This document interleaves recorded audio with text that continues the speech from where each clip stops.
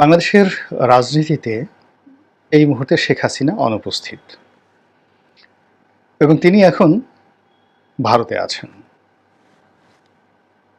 আমরা বাংলাদেশে বসে প্রথম কয়েকদিন তাকে নিয়ে নিদারুণ সমালোচনা করেছি। তার বিচার চেয়েছি, তাকে ফিরিয়ে আনার জন্য নানা রকম স্বপ্ন দেখেছি এবং নিজের অজান্তে তাকে ঘৃণা করার চেষ্টা করেছি।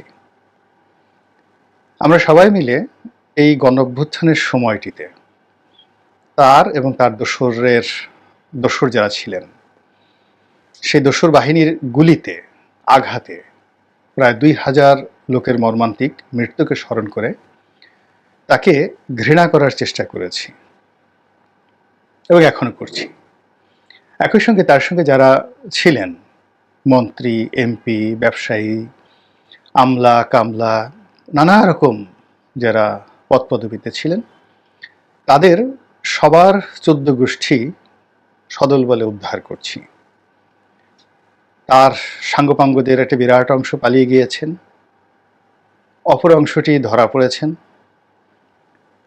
বিরাট অংশ দেশের বাইরে পালিয়েছেন, আর ছিটে ফোটা যারা স্থানীয় তারা দেশের বাজারে গা ঢাকা দিয়ে আছেন জনারণ্যে।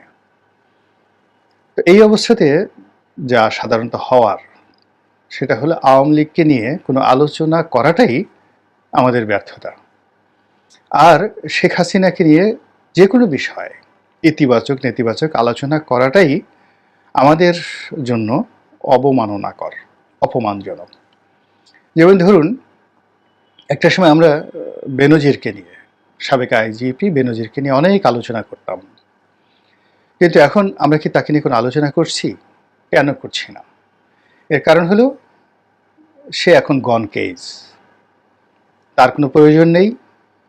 তার ফিরে আসা না আসা, যাকে বলা হয় একেবারে তার অবস্থা হলো একটা মৃত গলিত লাশের মতো। একটি মৃত এবং গলিত লাশকে নিয়ে যেমনভাবে মানুষ আলোচনা করে না, ওই লাশের দিকে তাকায় না, তদ্রূপ বেনজিরকে নিয়েও কিন্তু আমরা এখন আর মাতামাতি করছি না, স্মরণই করছি না। বরং এখন বেনজিরের কথা বললে বেশিরভাগ মানুষ বিরক্ত হয়। আচ্ছা ঠিক আছে, ওটা দেখা যাবে, আইন আদালতে যা হয় তাই হবে। তো বেনজিরের চাইতে কোটি কোটি কোটি গুণ অভিযোগের পাহাড় মাথায় নিয়ে শেখ হাসিনা যেভাবে দেশ থেকে পালিয়ে গিয়েছেন তাকে নিয়ে আলোচনা করাটাই আমাদের যে গণ অভ্যুত্থান, সেই গণ অভ্যুত্থানের যে স্পিরিট, সেই স্পিরিটের সহিত বেমানান। কিন্তু আমরা করে যাচ্ছি, আমরা প্রতি মুহূর্তে তাকে নিয়ে মেতে উঠছি। সে কবে দেশে আসবে, কবে টুস করে ঢুকে পড়বে, কবে কার সঙ্গে টেলিফোনে কথা বলছে, আবার সেই টেলিফোনের সংলাপ নিয়ে দেশে এবং বিদেশে রীতিমতো পত্রপত্রিকায় ব্যানার হেডলাইন হচ্ছে, এবং তিনি যে সকল কথা বলছেন টেলিফোনে সেই প্রতিটি শব্দ, তার ব্যাখ্যা, বিবৃতি, অনুঘটক, এসব নিয়ে আমরা রীতিমতো গবেষণা করছি। এর অর্থ আমরা এখনও শেখ হাসিনার যে গুরুত্ব, সেই গুরুত্ব অস্বীকার করতে পারছি না। তাকে নিয়ে আমাদের যে আতঙ্ক, সে আতঙ্ক আমাদের এখনও কাটেনি।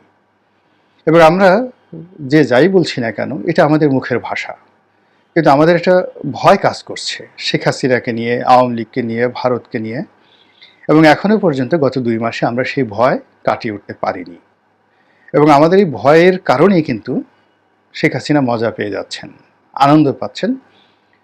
এর কারণ হলো যে কিছু মানুষের মধ্যে এক ধরনের অভ্যাস তৈরি হয়, অন্য মানুষকে কষ্ট দিয়ে, অন্যকে ভয় দেখিয়ে তারা এক ধরনের আনন্দ পান।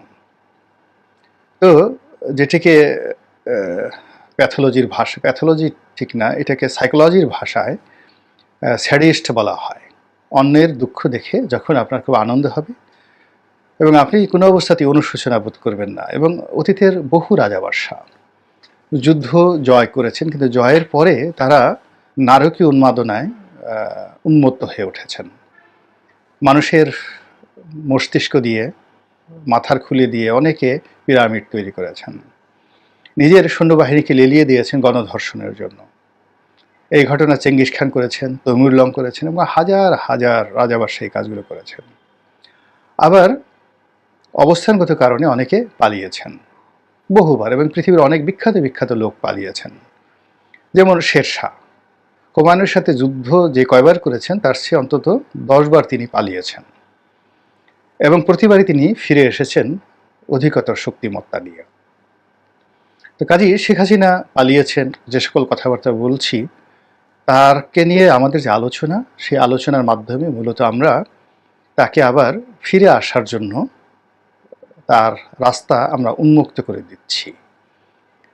এবং তাকে নিয়ে যে এই যে প্রতিদিনই আলোচনা হচ্ছে, তিনি কি দিল্লিতে কি করছেন, দিল্লিতে কি খাচ্ছেন, কার বাসায় যাচ্ছেন, এসব নিয়ে আমরা ব্যস্ত হচ্ছি। তিনি দিল্লির লোদি গার্ডেনে কিভাবে আলোচনা করছেন, কিভাবে আনন্দ ফুর্তি করছেন, কিভাবে চেয়ার্স আছেন, সেখানে তিনি কি ভাষণ দিলেন, তারপর তাকে নিয়ে আমেরিকা কি বলল, দিল্লি কি বলল, তারপর দিল্লি তাকে বাংলাদেশ থেকে মধ্যপ্রাচ্যের কোনো একটি দেশে পাঠিয়ে দেওয়ার চেষ্টা করছে, এসব আলোচনা কিন্তু আমরা করছি। এবং এ সকল আলোচনা করা মানেই এটি আমাদের ব্যর্থতা এবং শেখ হাসিনার সফলতা।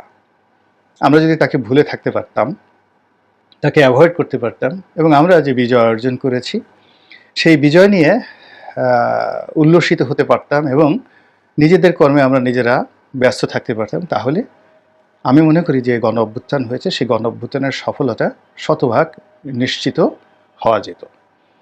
কিন্তু আমরা সেটা না করে আমরা শেখ হাসিনাকে পথ করে দিচ্ছি, তাকে এই দেশে ফিরে আসার জন্য পথ করে দিচ্ছি, এবং তার রেজিম, তার যে দুঃশাসন এবং তার যে কর্ম, সেই কর্ম আরও বেশি করে উন্মত্ততা নিয়ে, নিষ্ঠুরতা নিয়ে তিনি যেন করতে পারেন, সেই সর্বনাশের আশায় অধীর আগ্রহে আমরা অপেক্ষা করছি।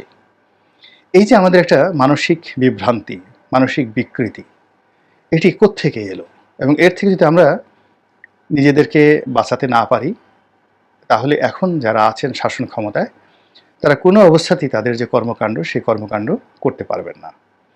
এখানে লক্ষ্য করুন যে বাংলাদেশ আওয়ামী লীগের যে সকল কর্মী এবং সমর্থক আছেন, যেভাবেই ধরেন না কেন, তাদের সংখ্যা 30%। তো এই 30% যারা আওয়ামী লীগের লোকজন, তাদের সঙ্গে যদি আরও 10% সাহায্যকারী শক্তি, অন্যান্য ছোট ছোট দল আছে, আটশির সমর্থক আছেন, মাঝভান্ডারির সমর্থক আছেন, অনেক হেফাজতের একটা অংশ শেখ হাসিনার সঙ্গে ছিলেন, তারা আছেন, তো সব মিলে আরও যদি 10% ধরেন, তাহলে টোটাল জনগোষ্ঠীর 40% লোক এখন বুঝে গিয়েছেন যে আওয়ামী লীগ ছাড়া তাদের আর কোনো রক্ষা নেই। অর্থাৎ আওয়ামী লীগ যদি জীবনে কোনোদিন বাংলাদেশের রাজনীতিতে না আসে, শুধু আওয়ামী লীগ না, মানে শেখ হাসিনা যদি না আসে, তাহলে তাদের কারোরই পিঠের চামড়া থাকবে না।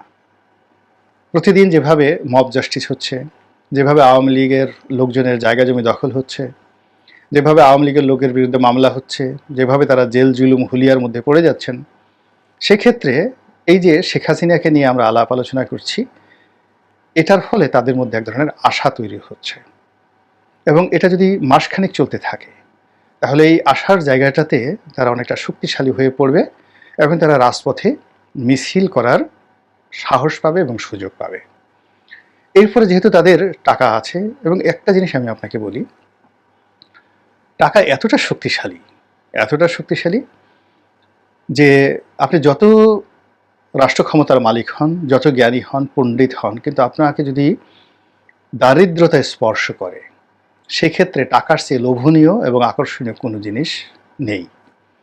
এখন বাংলাদেশে টাকার সমস্যা, এবং বিবিসির যে রিপোর্ট, সেই রিপোর্টে দেখা যাচ্ছে যে বাংলাদেশ ক্রমশ দেউলিয়াত্বের দিকে এগোচ্ছে, এবং যে কয়টি বন্যা হলো এবং এখনো পর্যন্ত যে বন্যা চলছে, তার সাথে সাথে যে প্রাকৃতিক দুর্যোগ হলো, তাতে আমাদের যে